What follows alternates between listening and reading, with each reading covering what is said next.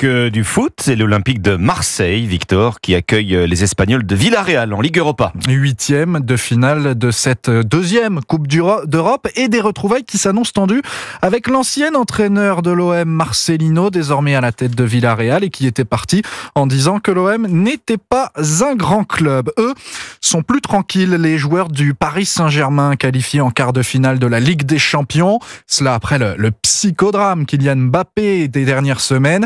Le calme semble revenu. Alors on se pose cette question, Cyril de la Morinerie, et si c'était l'année du sacre européen pour les Parisiens ? Oui, depuis cette qualification, un vent d'optimisme souffle sur la capitale, car le PSG a retrouvé des couleurs et Kylian Mbappé est en grande forme.